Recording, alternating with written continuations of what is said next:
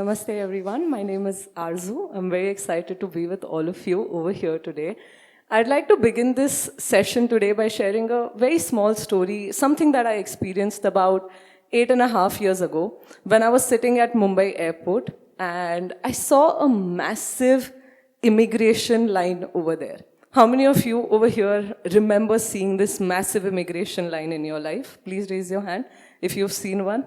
Yeah, never ending it seems sometimes, right? So I was sitting over there and I was looking at all the people queuing in this immigration line with one thing in common amongst all of them.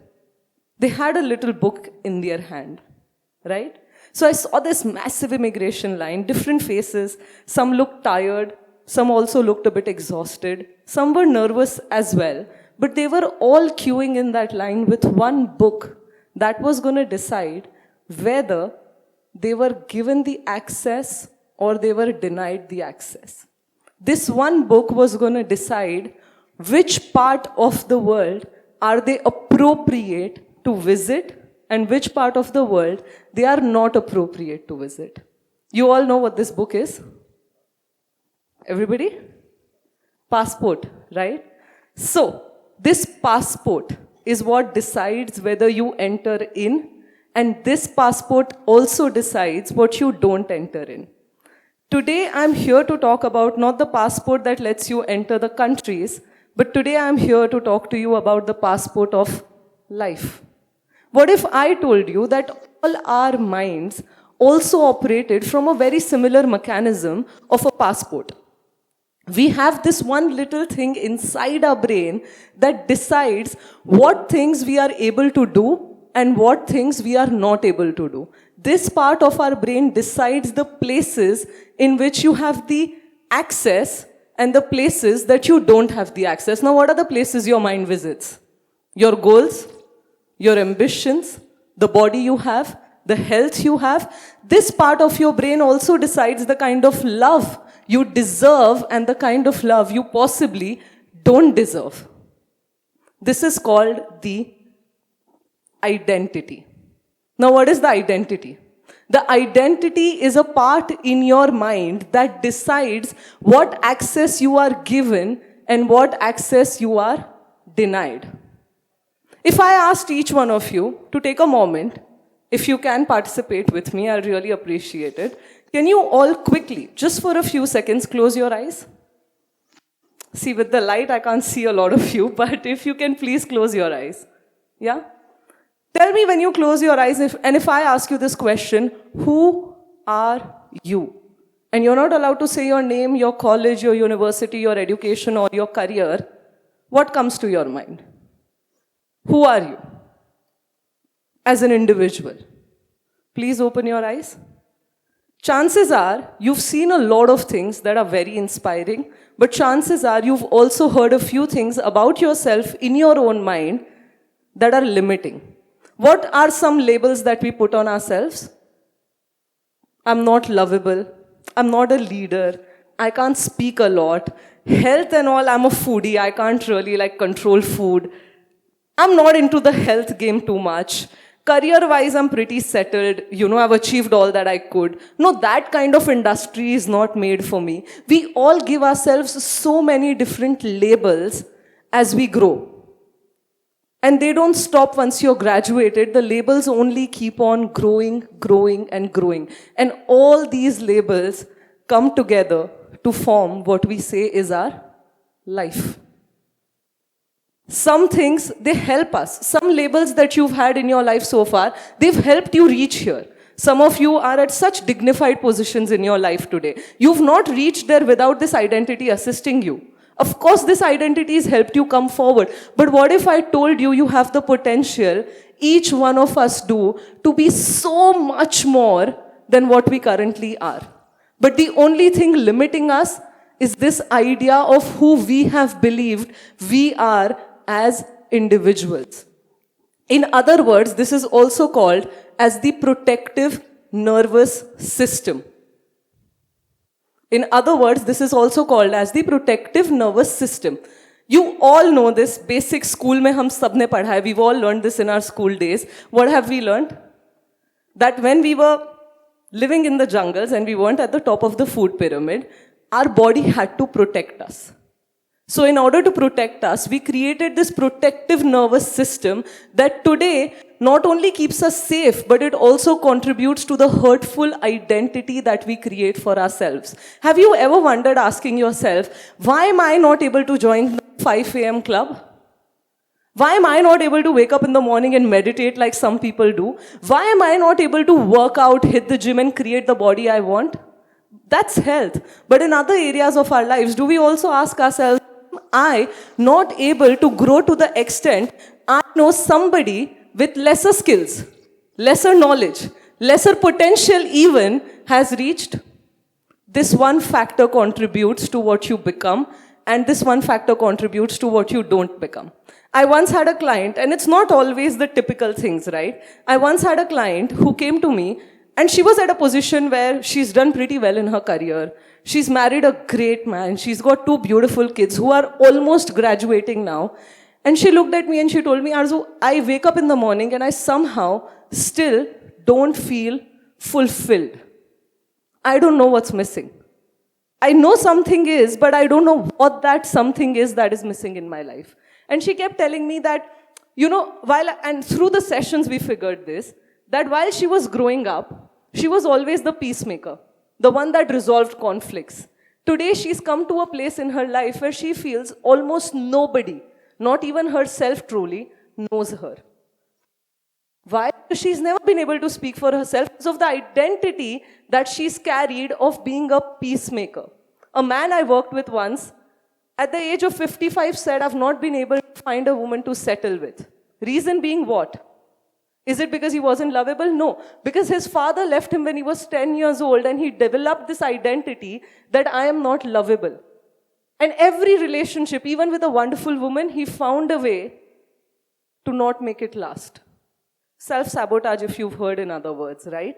Where does that come from? What am I talking about the world? Let me also tell you a bit about myself. I'm the last person to be standing on this stage. My mother sitting in the room, you can ask her the underconfident child I have been. Always quit anything that I started because I was too scared to fail. My identity developed when I saw my older brother achieving a lot and I thought I can't catch up to the man that he is. And I always felt somewhere or the other that I somewhere wasn't good enough. We all create these identities and we carry them with us through and through. The scariest part of this identity though, is your identity the one that you have created for yourself, or is it the one that someone else gave you in your life? Where does your identity come from? Is it the one that you've created for yourself, or is it the one somebody else gave you? Maybe a lot of times it's the experiences. Do we choose ever consciously who we want to become? Most of the time it's parents, teachers, school, friends, experiences, job, career, they all come together and they create the identity that we live. What if I told you, you could choose one for yourself today? Today, you still could choose the person that you want to become and the life that you want to create. And I also want to tell you something even more interesting about identity. You know what that is? You are not your habits, your patterns, your behavior. You're definitely not the time you wake up in the morning at. You're not whether you hit your gym or you don't. Your identity gets layered much, much, much deeper than that. Much deeper. Because you have to realize often in life, people do not rise to the goals that they have for themselves. In fact, people fall to the identity that they have created for themselves. The identity that they have created for themselves in their mind about who they are. And I'm not saying this to you because I read a book yesterday and I thought, let me come and share with you. For centuries, what has been one of the most interesting things for scientists to study? Do you know what that has been? One of the most interesting things for scientists to study, it has been the human brain, hasn't it? So a very interesting study that was done also found out, this was done in the year 1957 by Milton, that found out that the strongest human emotion, can you guys guess what that is? What is the strongest human emotion? Somebody said love here? Seems like, but what is the strongest human emotion? You can't be wrong, give me an answer. Anger? No. Saturation. Sadness. Not even sadness, not love. We can go both extremes. But let me tell you, this research found out the strongest human emotion is our need to be consistent with what we believe we are. Consistency, the need to be consistent and in alignment with who we believe we are. In the year 2005, Stanford did another interesting research. So they divided people into two groups. One were told, please vote. Second were told, you are voters. Guess which group went ahead and voted more? The second group. Because their identity was shifted and said, you are a voter. Does this mean you start doing affirmations from tomorrow morning? No, let me come to that bit also. Another research done by a very loved author that you all have heard of. He's the author of Atomic Habits. You all must have heard of the book. He said every action you take in your life is a vote to the person you believe you are. Every small action that you take, it goes ahead and it creates a vote in your mind about the person that you are. While I could speak about so many other things over here today in researches, I'm going to limit the research, but I'm going to come to the core question. Do you all have this question that how do I change my identity now? How do I change at a subconscious level who I believe I am? Does it mean that tomorrow morning you wake up and you start doing some chants, jumping up and down, look at yourself in the mirror and say you are amazing? Anybody here that has tried that? Won't be honest in this group, but ask yourself, have you all tried this? You got very motivated when you heard somebody say something, you read a book, you thought, man, now I'm going to change my life, attended a seminar, a workshop, and said, from tomorrow, everything's going to be different. Then when tomorrow came, what happened? You thought of Monday. When Monday came, you said, next week. Then you said, just New Year's around the corner, this is going to be my year, let me make it happen. It doesn't change like that. You have to take actions that are not loyal to your old identity. You have to take actions. The human mind is a machine that works very strongly on evidences. Every time you look at yourself in the mirror and you say, I am healthy, but you are 150 kgs overweight, your mind doesn't believe you, it contradicts you. So step one, take actions that your old identity would refuse to take. What is something that version of you would not do? Once you've acted in that direction, second step is you go ahead and you create evidences for your mind of this new version. And over a period of time, you would have seen something magical. There would have been a shift in your identity, a shift in who you believe you are. But this happens over a period of time. I wish it happened overnight. I really do. That, one day, one chant, one incantation, one seminar, one workshop, one talk could change it all for you, but it doesn't. It requires more proof, it requires more evidence. But guess what? You have the choice to do that. Most of us probably just never studied this enough, and we relied on outside circumstances to create this for us. So, I wish I could end this talk with a perfect message. I could tie this message in a bow and I could give it to you and I could tell you this is your takeaway from today.